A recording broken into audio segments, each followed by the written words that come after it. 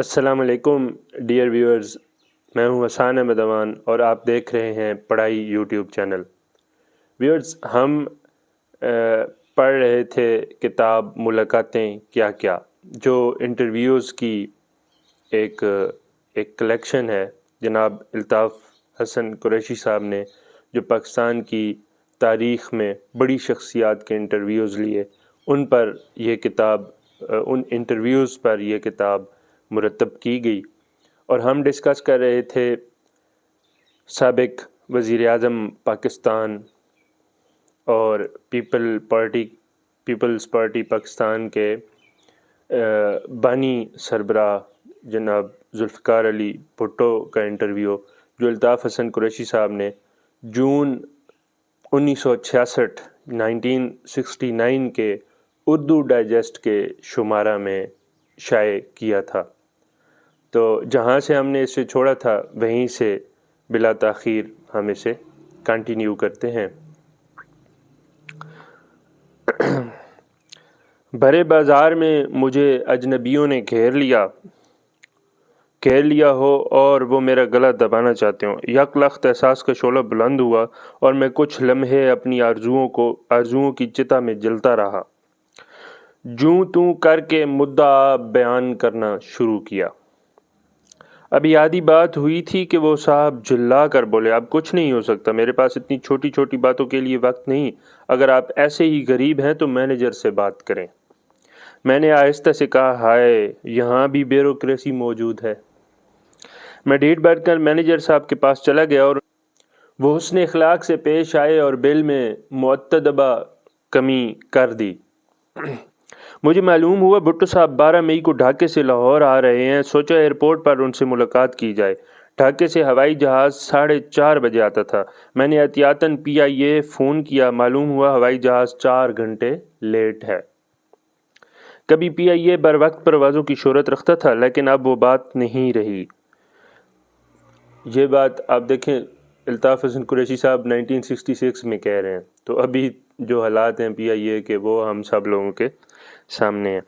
8:30 بجے ایئرپورٹ پہنچا تو معلوم ہوا جہاز 20 منٹ مزید لیٹ ہے۔ بھٹو صاحب آئے اور انہیں اخباری رپورٹروں نے گھیر لیا۔ وہ بڑے تحمل اور احتیاط سے سوالات کے جواب دیتے رہے اور میں خاموشی سے ان کے سراپے کا جائزہ لیتا رہا۔ وہ تھکے تھکے سے لگ رہے تھے۔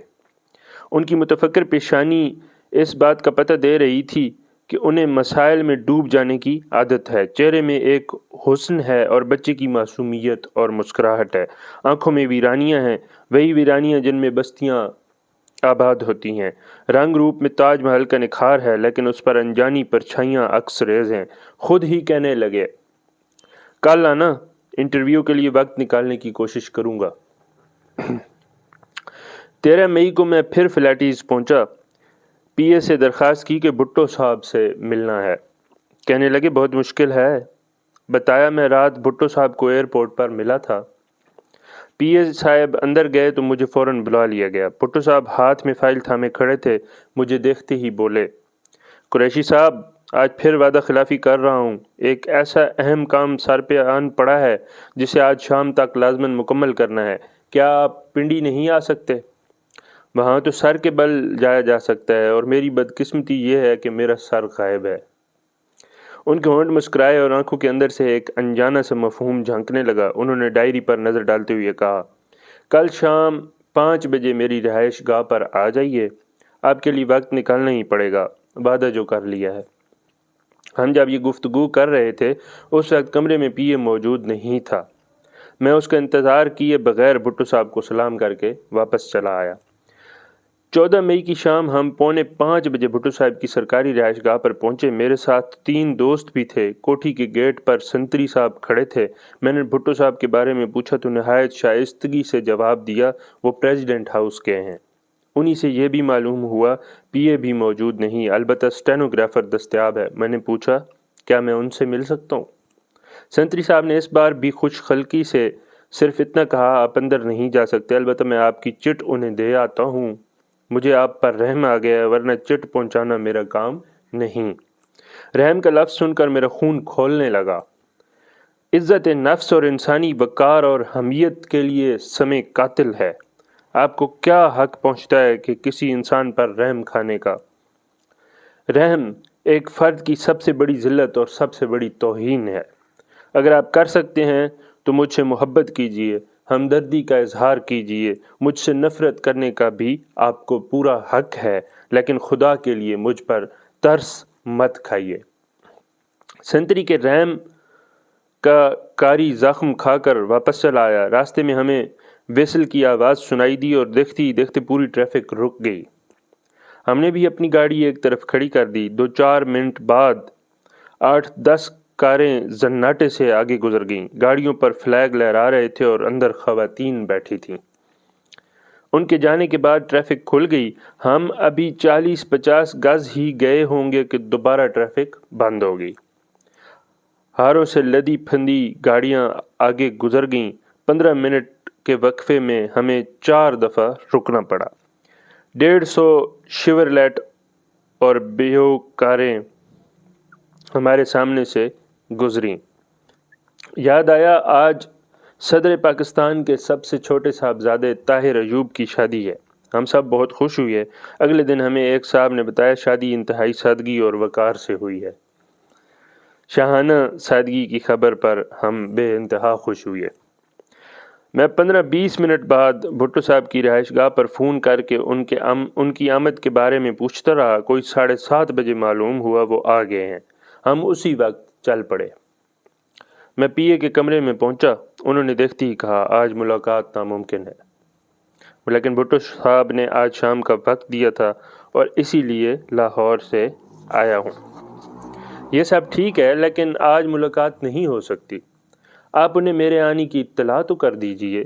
اتنے میں بھٹو صاحب نے فون پر اپنے پی اے کو کسی صاحب سے بات کروانے کے لیے کہا اور فون پر مشغول ہو گئے۔ میں ذہن میں ایسے الفاظ ترتیب دینے کی کوشش کرتا رہا جن سے پی اے کی ہمدردی حاصل کی جا سکے۔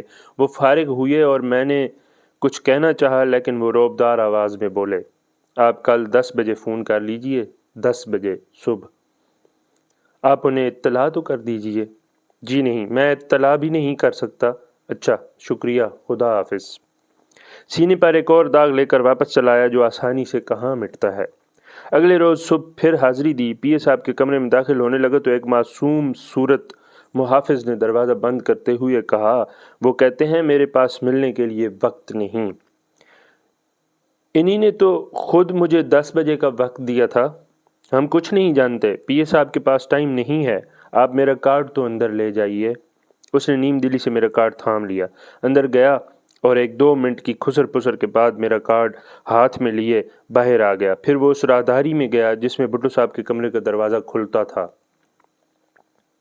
1.5-2 منٹ بعد ہی کارڈ لیے میرے پاس آیا اور اسے واپس کرتے ہوئے کہنے لگا، بڑے صاحب کہتے ہیں میں اس وقت مصروف ہوں، شام 4 بجے فون کر کے پتہ کر لینا۔ اس معصوم صورت چپڑاسی کی حرکات و سکنات پر اسرار تھیں اور مجھے اس کی بات پر اعتبار نہیں آیا، لیکن یقین کرنے کے سوا چارہ کیا تھا؟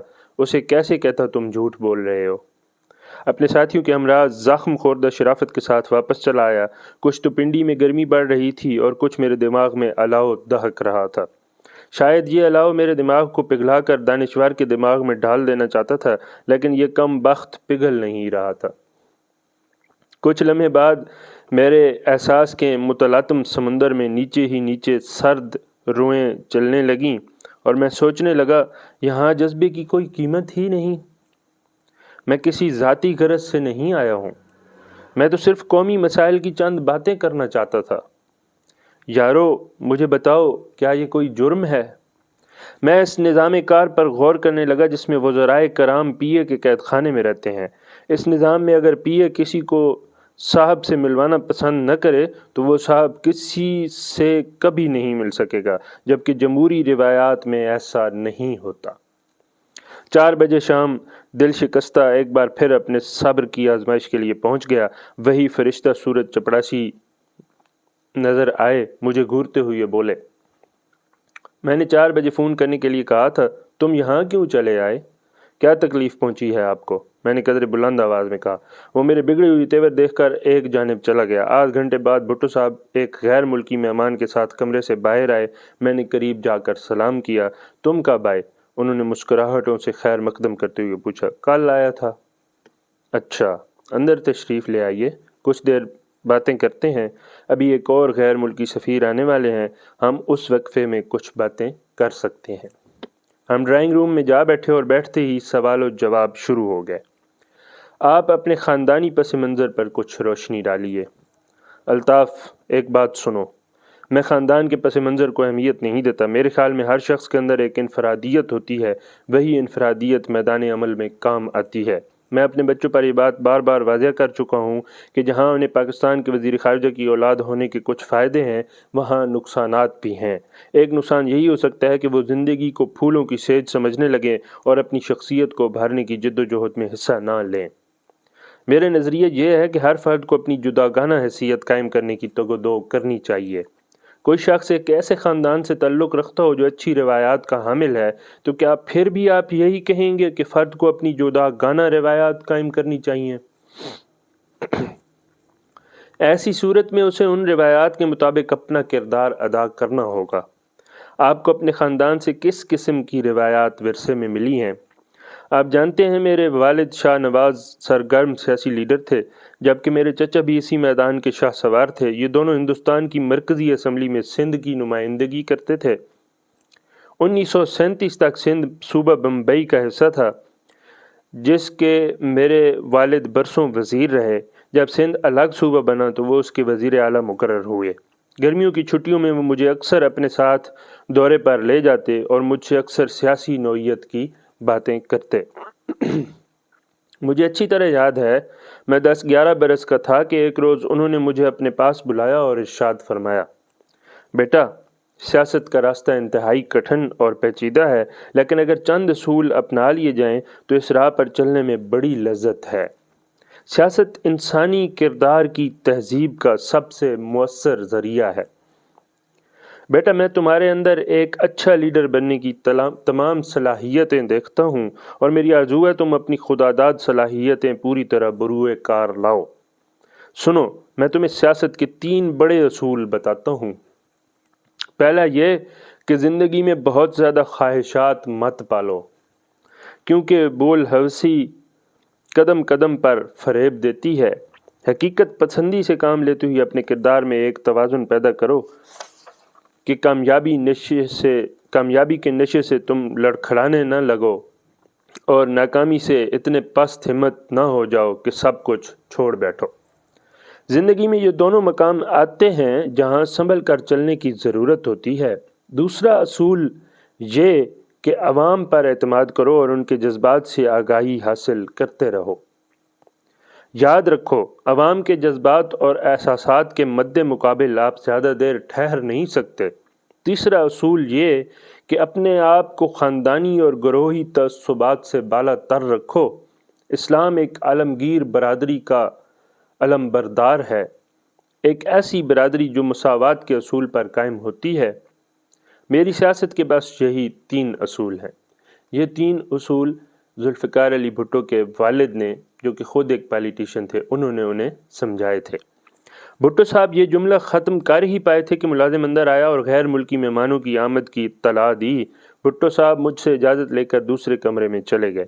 میں ڈرائنگ روم کا جائزہ لینے لگا۔ کمرے میں مجموعی طور پر سرخ رنگ حاوی تھا۔ صوفے سیٹ کی گدیاں گہرے سرخ کپڑے کی تھیں۔ سامنے اور پہلو میں 2 بڑی بڑی تصویریں آویزاں تھیں جن میں بھی سرخ رنگ نمایاں تھا۔ پاکستانی مصنوعات کے چند سادہ ڈیکوریشن پیس رکھے تھے۔ ایسا لگا اس کمرے کا مکین تحفے تحائف سے گریز کرتا ہے۔ بھٹو صاحب آدھ گھنٹے بعد آ گئے۔ میں نے سلسلہ کلام دوبارہ شروع کرتے ہوئے پوچھا، آپ کا خاندان سوسائٹی کے کس طبقے سے تعلق رکھتا ہے؟ سندھ میں ہمارے خاندان کی وسیع زمینیں تھیں۔ زرعی اصلاحات کے بعد اب ہم لاڑکانہ اور جیکب آباد تک محدود رہ گئے ہیں۔ تب تو آپ کی تعلیم انگریزی سکولوں میں ہوئی ہوگی؟ بڑی حد تک۔ تعلیم کا آغاز لاڑکانہ سے ہوا، بعد ازاں ممبئی میں تعلیمی مراحل طے کرتا رہا۔ وہاں سے 1946 میں امریکہ چلا گیا۔ کیلیفورنیا یونیورسٹی سے علم و سیاست میں BA آنرز امتیاز کے ساتھ پاس کیا۔ آکسفورڈ یونیورسٹی کے کرائسٹ کالج سے MA علم و سیاست کی ڈگری لی۔ دونوں امتحانات کورس میں نے 1 سال पहले मुकम्मल कर लिए, उसके बाद बार एट ला किया। इस दफ़ा भी 1 साल पहले इम्तहान दे डाला और शानदार कामयाबी से हमकिनार हुआ। 1953 में वतन की सरजमीन पर कदम रखा और यूँ महसूस किया जैसे बरसों की तशनगी बुझ गई हो। कैसी तशनगी? मैं 7 बरस तक दयारे गैर में रहा और वहाँ वतन की याद अक्सर सताती रही। मैं उन असहाब पर हैरान होता हूँ जो पाकिस्तान से बाहर जाते और यूरोप और अमेरिका की रंगीनियों में इतने डूब जाते हैं कि वतन वापस आने का नाम नहीं लेते। खबर नहीं वो ऐसा क्यों करते हैं। वतन का चेहरा सादा सही, लेकिन इसमें बला की कशिश है। मेरी तो यही ख्वाहिश रही जल्द से जल्द वतन जा पहुँचूँ और अपने अवाम की मुआशी और माशरती हालत बेहतर बनाने के लिए जद्दोजहद करूँ। इस्तेमार ने हमें इंतहाई संगीन मुआशी और माशरती मसाइल में उलझा रखा है। भुट्टो साहब माफ़ कीजिए, आप गरीब आवाम के मसाइल का क्या एहसास कर सकते हैं जबकि आप ज़मींदारी की आगोश में पले और ऊंचे स्कूलों में तालीम हासिल करते रहे और जवान हुए तो अमेरिका चले गए। बहुत अच्छा सवाल उठाया आपने। अपनी बात की वजाहत के लिए मुझे थोड़ा सा ख़ानदानी पस मंज़र बताना पड़ेगा। मेरे वालिद साहब ने 2 शादियाँ की थी। मेरी वालिदा एक मामूली ख़ानदान से ताल्लुक़ रखती थी। मैं उनका रहीने मिन्नत हूँ कि उन्होंने मुझे गरीबों से मोहब्बत करना सिखाया। वो मुझे अक्सर गरीबों और मुफलिसों की तकलीफ़ों से आगाह करती रहती। इसके अलावा जब मैं वालिद साहब के साथ दौरे पर जाता तो गरीब किसानों की हालत ज़ार देख कर आबदीदा हो जाता था, क्योंकि बम्बई और सिंध के अंदरूनी हिस्से की मुआशी हालत में गैर मामूली फ़र्क पाया जाता था। इस फ़र्क ने अफलास के नकूश मेरे ज़हन पर मज़ीद गहरे कर दिए। आप जिन दिनों पाकिस्तान से बाहर थे, पाकिस्तान की दस्तूर साजी के बारे में क्या तासुर कायम किया था? मेरी राय थी कि आगाज़ गलत हुआ है। हमें 1935 के एक्ट में बरसों तरमीम करने के बजाय फ़ौरन नया दस्तूर बना लेना चाहिए था, क्योंकि हमें माजी से कट कर एक मुकम्मल आगाज़ करने की ज़रूरत थी। हमारी मिसाल तो कुछ ऐसी है कि हमें पड़ोस में एक मकान पसंद आ गया और हम अपने मकान में जुज़वी तरमीम करके उसे पड़ोसी के मकान जैसा बनाने की कोशिश करते रहे। नतीजा ज़ाहिर था। सही तरीका यह था कि अपना घर नए सिरे से तामीर किया जाता।